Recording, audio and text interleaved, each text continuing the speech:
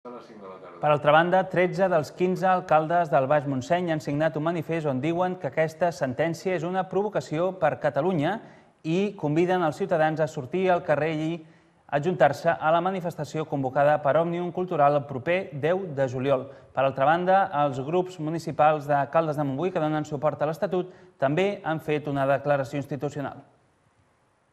13 dels 15 ajuntaments de l'anomenat Baix Montseny han subscrit aquest dimecres un manifest contra la sentència de l'Estatut que ha dictat el Tribunal Constitucional. L'alcalde de Sant Celoni, Francesc Deulofeu, ha exercit de portaveu i ha llegit el text. Considera que la sentència és un greuge històric. Aquest és un dels greuges més importants exercits sobre Catalunya des del restabliment de la democràcia que evidencia un final d'etapa. És, doncs, un moment greu. D'altra banda, els alcaldes asseguren que el Tribunal Constitucional ha culminat una provocació. Que el Tribunal Constitucional és un òrgan polititzat que ha protagonitzat un procés anòmal de 4 anys que ha resultat una provocació per Catalunya. De cap manera aquest òrgan pot prevaldre sobre la voluntat dels ciutadans i les ciutadanes de Catalunya. Els alcaldes encoratgen la ciutadania a participar en la manifestació convocada per Òmnium Cultural el proper dia 10 de juliol a la que hi assistiran. A més, assenyalen que l'Estatut representa el marc on tot, des de la llengua a les escoles, succeeix. Els únics 2 alcaldes que no han signat el manifest són els de Santa Maria de Palautordera i de Gualba. Els alcaldes signants han dit que alguns no han pogut assistir i amb altres no s'ha pogut tancar l'acord. En tot cas, Deulofeu ha emplaçat els plens de cada municipi a manifestar-se. Per altra banda, els grups municipals d'Esquerra Republicana, Convergència i Unió, el Partit dels Socialistes de Catalunya i Iniciativa Esquerra Unida a Caldes de Montbui han llegit una declaració de rebuig a la sentència aquest dimecres abans de començar el ple municipal. Els grups que donen suport a l'Estatut han assegurat que la sentència és políticament i moral inacceptable. La voluntat del poble de Catalunya, expressada democràticament, ha de prevaler per sobre de les interpretacions jurídiques de qualsevol tribunal. Els partits calderins també demanen a la ciutadania assistir a la manifestació.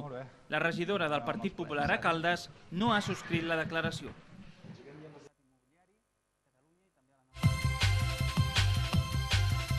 Tal com ja es va anunciar fa unes setmanes, l'Ajuntament de Mollet del Vallès ha estat el primer a la comarca a prohibir l'ús del vel integral en els espais i equipaments municipals. El govern, format pel Partit dels Socialistes i Convergència i Unió, ha tirat endavant aquesta proposta amb els vots a favor també del Partit Popular.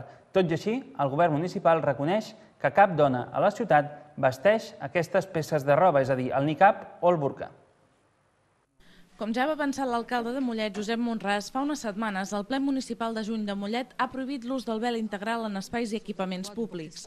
També es prohibeix l'ús d'altres vestimentes que cobreixen del tot la cara i que impedeixin la comunicació visual de les persones. La proposta presentada per l'equip de govern format pel PSC i Convergència i Unió ha comptat amb els vots a favor del Partit Popular i la regidora no adscrita, fins fa 2 mesos representant del PP. Iniciativa per Catalunya ha votat en contra assenyalant que hi ha hagut més mocions per prohibir el burca i el niqab que dones que les portin a Catalunya. Esquerra ha apostat per la mediació votant també contra la prohibició. Granollers va ser dilluns seu d'un seminari universitari sobre turisme i ciutats intermèdies organitzat per l'Escola de Turisme de la UB.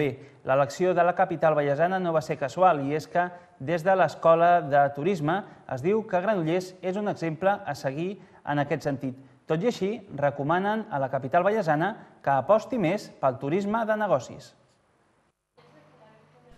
Larissa, a Grècia, Nouadhibou, a Mauritània o Mèrida, a Venezuela, són ciutats intermèdies amb potencial turístic. Els alumnes que les han estudiat a la universitat han presentat el resultat en grup aquest dilluns a Granollers.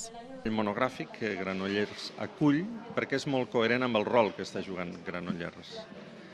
Com ciutats que intermedien, que tenen aquest rol de mediadores amb el territori, poden millorar les condicions de vida no solament dels habitants de dins de la ciutat, sinó dels habitants de l'àrea d'influència. En tot el món hi ha 158 ciutats intermèdies, una d'elles és Granollers i Catalunya en té un bon ventall. Granollers és una ciutat que, com molt bé teniu vosaltres, té una zona peatonalitzada, que és una de les propostes que moltes vegades nosaltres llancem a les ciutats. Són ciutats que fan funcions d'equilibri territorial, que cuiden el territori i la cultura pròpia i que contrapesen la globalització que potencia les grans conurbacions. O sigui, el tamany no és la qüestió més important, sinó les funcions que fan les ciutats d'intermediació. En aquest sentit, Granollers té un clar potencial de futur. Té turisme esportiu com la Granollers Cup celebrada aquests dies, gran activitat comercial i el circuit de Catalunya a prop. Hem anat fins a la Porxada, hem gaudit de la muralla, de la doberia i tot el que esteu fent per recuperar tots aquells punts que van ser claus com la Guerra Civil. Vull dir que, per tant, realment és un exemple fabulós d'una bona posta en valor dels seus atractius i per això justament la vam escollir. Però també cal buscar nous elements. Turisme de negocis que ampliï les funcions de turisme de cultura, de turisme esportiu, de turisme també, o de consum, de centralitat comercial. Partint del que ja existeix, cal complementar l'oferta. És el missatge que han deixat per Granollers els membres d'aquest grup. I precisament mig centenar d'empreses s'han reunit aquest dimecres a Granollers per intentar fer negocis juntes. A través d'una mecànica àgil, cada empresari ha pogut fer una desena de contactes de sectors diversos en poc més d'una hora. És anomenat Elevator Speech. Primera pràctica de networking per a l'Àlex, membre d'una empresa que treballa temes ambientals. Assisteix a una jornada de networking de contactes professionals organitzada pel Consell Econòmic i Social de Granollers. En el meu cas m'interessen clients que tinguin ISOs, 14.000 o OSHAs, i després proveïdors amb els que poden col·laborar del sector ambiental, perquè nosaltres ens dediquem a una part molt concreta del medi ambient, per tant, tots els que treballen en això podem col·laborar amb intercanvi de clients o contactes. La jornada ha anat dirigida a col·lectius diversos. Hi ha gent jove amb inici de la seva empresa que es dona a conèixer amb altres empreses i també hi ha empreses amb un altre nivell que també en aquests moments és positiu, en aquests moments que diem que la gent ha baixat la seva taxa de treballar, llavors realment això és que es donen a conèixer i es fan conèixer i coneixen molts contactes. De fet, si l'Àlex hi participa per primera vegada, en Josep Maria ja és tot un expert perquè n'ha fet més de mitja dotzena. Senyal que funcionen? Aquestes ajudades funcionen, però sobretot funcionen per empreses de serveis. Jo soc una persona que soc constant i m'agrada, fins que no porti 10 o 12 no em definiré. Particularment no em funciona massa perquè, esclar, a mi m'interessa tindre contactes amb fabricants, no amb empreses de serveis. Hi ha molta empresa de serveis, va bé, perquè en una hora coneixes 10-15 persones de forma ràpida. Després, lògicament, s'ha de fer una continuïtat d'aquestes relacions, però, bueno, és una activitat interessant que almenys els ajuntaments ho han de fer per intentar afavorir el petit i mitjà empresari. Però després d'aquest contacte cal seguir la relació per arribar a una col·laboració. La trobada de networking és només el primer pas. Però és un canvi de targetes, podríem dir, pràcticament un canvi de targetes, coneixements bàsics de la teva empresa i de l'altra empresa en 5 minuts. I llavors això, clar, coneixes, si són 20, 19 persones en una hora i mitja. I llavors, clar, tens relacions. A més, la mecànica facilita que els empresaris hagin de polir els seus atributs comercials.